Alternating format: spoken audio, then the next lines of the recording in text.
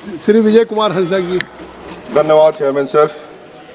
Budget पे बोलने के लिए मुझे मौका अपने पार्टी जेएमएम की तरफ से देने के लिए धन्यवाद। झारखंड बजट में हमेशा थोड़ा सा पीछे रहता है, क्योंकि जो जीएसटी इनपुट के साथ साथ आपका जाकर के जो हमारे यहाँ माइनिंग की रॉयल्टीज़ वगैरह सब वो समय पे नहीं मिलने पे बहुत सारी परेशानियाँ खड़ी होती हैं। सरकार के इस बजट में स्टेबिलिटी, फिस्कल डिसिप्लिन और सस्टेन्ड ग्रोथ की बात की गई। कॉन्ट्ररी उसके अगर हम देखें, जो इन्फ्लेशन अभी आया है, ग्लोबल मार्केट में जिस तरह से रुपया का जो भाव गिरा है आपका जाकर के, और गवर्नमेंट अपनी गलतियों को कहीं भी एक्सेप्ट नहीं कर रही है, वो लगातार फेलियर्स पे भी अपने पीठ थपथपा रही है।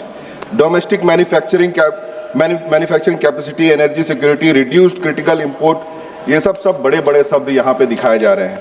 इन 12 सालों में कितने आपके छोटे और बड़े उद्योग जो है बंद हुए, कितने आपके जो है मिलियनियर्स और बिलियनियर्स हमारे देश को छोड़ के चले गए, कितने जॉब्स आपके जो है लोगों ने खोया, और उन जॉब्स ना होने की वजह से कितने लोगों ने अपनी जान दी।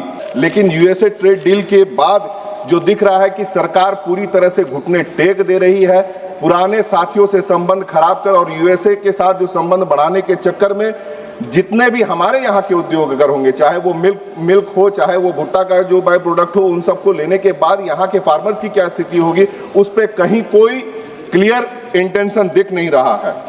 आज जिस तरह से गरीबी है, महंगाई बढ़ी हुई है, और जिस तरह से आपका जाकर के राशन दिया जा रहा है 80 करोड़ लोगों को, तो किस तरह से कहा जा सकता है कि आपका जाकर के गरीबी से लोगों को बाहर निकाला गया है। पहले गवर्नमेंट जो है एक बहुत बढ़िया डाटा देती थी कि हमारे मिनिस्ट्रीज ने क्या क्या काम किया और कितना काम किया। अभी डाटाज छिपाए जाते हैं, दिखाए नहीं जाते हैं, और लोगों को भ्रम में डाला जाता है। व्यक्ति इस देश में जो भी, चाहे वो छोटा से बड़ा, आपका किसान से लेके गरीब कोई भी है, सबको ये अपना टैक्स देता है हर एक चीज खरीदने पे। जिस तरह से निचोड़ करके लोगों से, और जो सोशल सिक्योरिटी पे आज तक फोकस नहीं है इस गवर्नमेंट की, हेल्थ, आपका job opportunity, education, farming, production, जो फोकस गवर्नमेंट की नहीं है, उसे दिग्भ्रमित करने के लिए बड़े बड़े शब्द सिर्फ इस्तेमाल किए जा रहे हैं। आज बुद्धिस्ट सर्किट की बात हो रही थी नॉर्थ ईस्ट में। जिस तरह से इस पूरे देश में जो आपसी सद्भाव, आपसी प्रेम, जाति धर्म का जो एक सुंदर माहौल, उसे इस सरकार के लोगों द्वारा लगातार चोट करके जिस तरह से बिगाड़ा जा रहा है। आज मणिपुर में जो हुआ, और इस सरकार ने जिस तरह से बैकफुट में रह करके वहां पे घटनाओं को आगे बढ़ते रहने दिया, ये यहाँ के सरकार की मनसा को दिखाता है। आज आसाम के टी ट्राइब को, चाहे हिल ट्राइब बोल करके जो वहां के आदिवासी, उनको जो उनका हक नहीं दिया जा रहा, और जिस स्थिति में वो रह रहे हैं। आज आसाम के जो मुख्यमंत्री है, उनका जो जिस तरह का विवादास्पद बयान सब आता है, और उसके बावजूद वो मैं बोल रहा हूं, बोलने दिया जाए। जिस तरह का विवादास्पद बयान आता है, चाहे वो अल्पसंख्यकों के विरोध में हो, चाहे वो आपका जाकर के दूसरे दल के नेताओं के बारे में हो। विजय जी, आप भारत की पार्लियामेंट में देश के बजट पे चर्चा कर रहे हैं। सर, बजट के साथ उनके शब्दों के ऊपर मैं चर्चा कर रहा हूं। इनको तकलीफ बहुत हो रही है, क्योंकि सच्चाई बोल रहा हूं मैं, झारखंड की चर्चा, क्योंकि सच्चाई बोल रहा हूं मैं। आप झारखंड, मैं ये कह सकता हूं कि वहां पर जिस तरह से अगर जो ट्राइब्स के ऊपर से अत्याचार हो रहा है, वो बिल्कुल आपका, मैं कह सकता हूं, अपराध है।